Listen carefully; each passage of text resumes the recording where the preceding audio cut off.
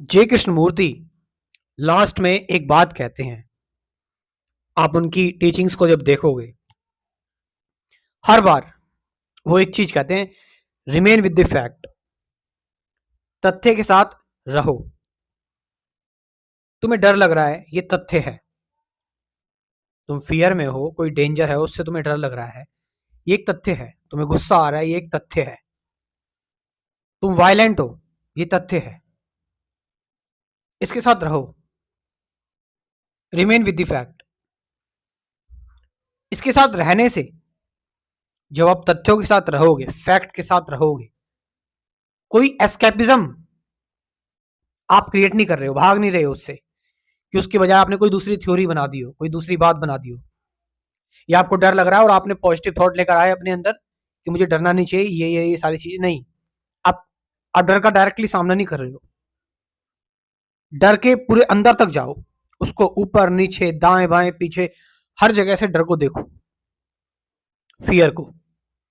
और जब तुम डर को कंप्लीटली देख लोगे और इस फैक्ट को रख लोगे अपने साथ बिल्कुल, तो जे कृष्णमूर्ति कहते हैं ये तुम्हें एक एक ज्वेल लगेगा। ज्वेल मतलब एक एक खजाना सा लगेगा, एक उपहार सा लगेगा, एक बहुत कीमती चीज लगेगी।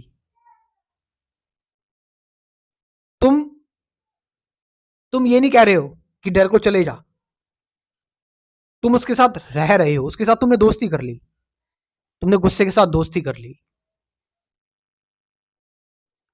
तो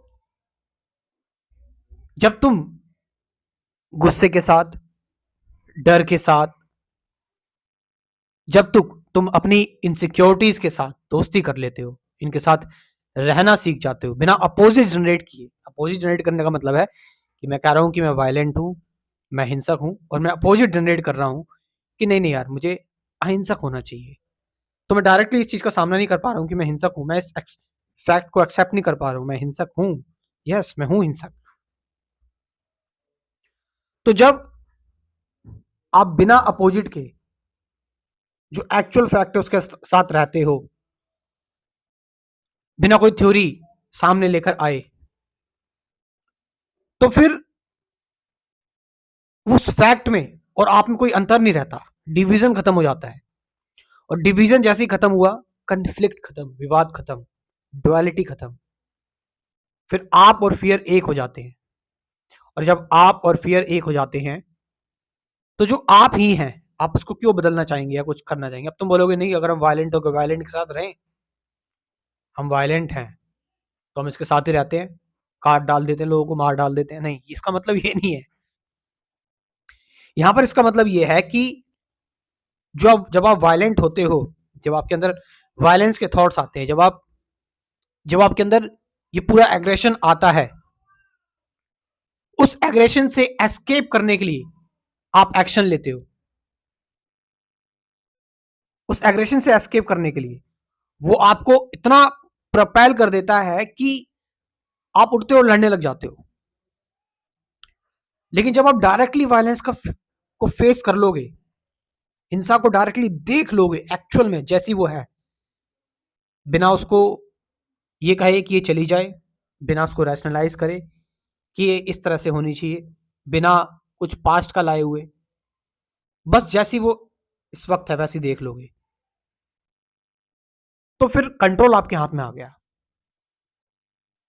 इसलिए जी कृष्णमूर्ति कहते हैं रिमेन विद द फैक्ट। तथ्य के साथ रहो। और जब तुम तथ्यों के साथ रहोगे, तो फिर ये तथ्य तुम्हें एक बहुत ही सुंदर चीज लगेगी। तुम्हें एक एडवेंचर सा आएगा, तुम्हें एक ऐसा लगेगा तुम खेल रहे हो, तुम भावनाओं में बहोगे नहीं, फिर उसके साथ घुल मिल जाओगे, उनके साथ दोस्ती करोगे, एक प्लेफुल व्यक्ति बन जाओगे तुम।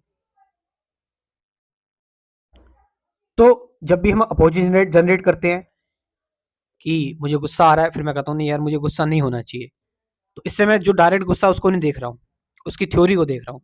मैं डायरेक्टली उस चीज को देख रहा हूँ जो है, या फिर उसके कंसेप्ट को देख रहा हूँ। हमें एक गुलाब को देखने के लिए, गुलाब के फूल को देखने के लिए गुलाब का फूल कैसा होता है, उसका जो कंसेप्ट है वो खत्म करना पड़ेगा, तभी हम डायरेक्टली गुलाब के फूल को देख सकते हैं।